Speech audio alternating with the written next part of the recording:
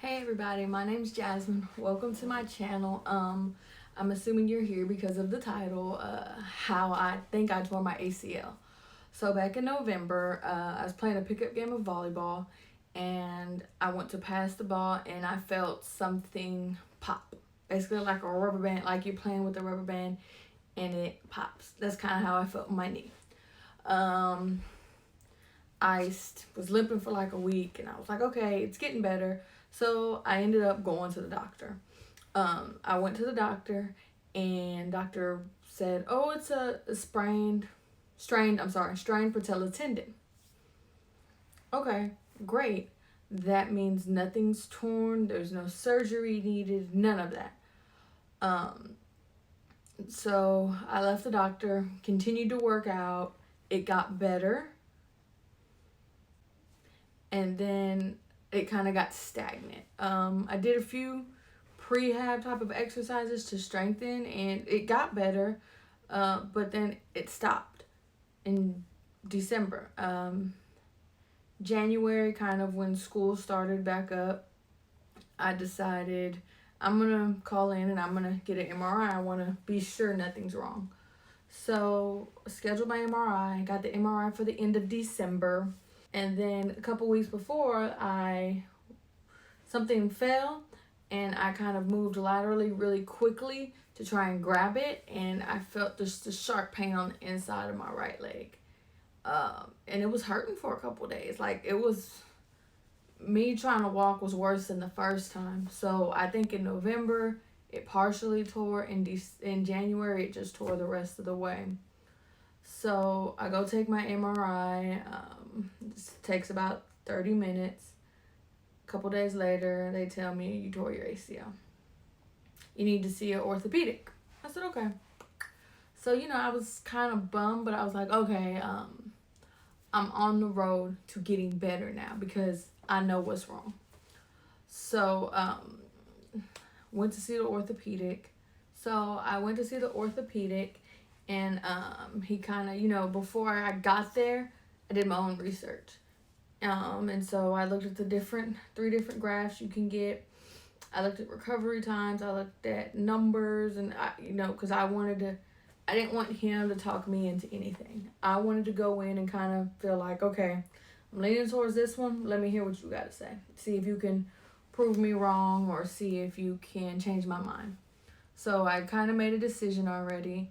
I wanted a patella tendon graft, which is they were gonna take part of my patella tendon and drill a hole in my knee basically, and string that patella tendon through where my ACL once was, and then that's how I would recover from that.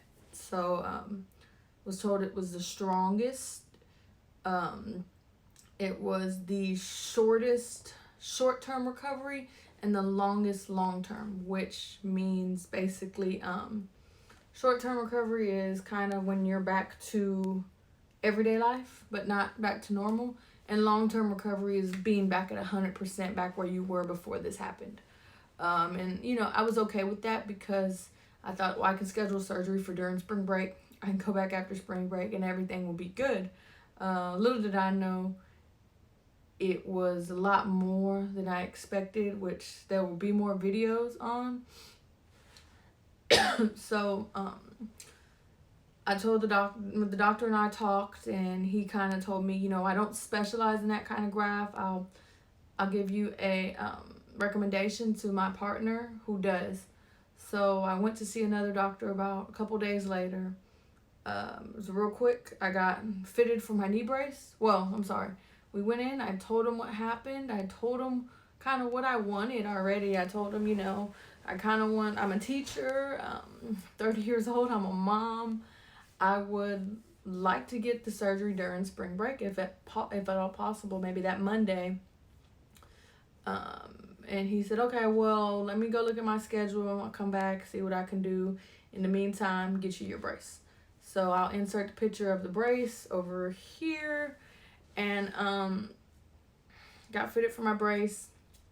He came back in. He said I can do it next Thursday, which was the Thursday before spring break starts. And I was like, I didn't really want to miss much work or anything. So I was kind of contemplating. He said, "All right, I can do it Thursday after," which is the Thursday during spring break, would mean I would miss more work. I had a decision to make. I could do the following Thursday, or the second Thursday. The first Thursday, I had, I'm a softball coach too.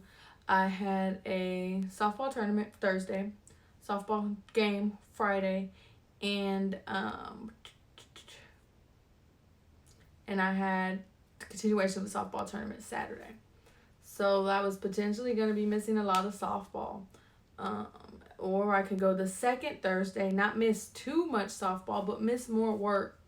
So I called my head softball coach, and I told her, hey, this is my options. This is kind of what I'm thinking.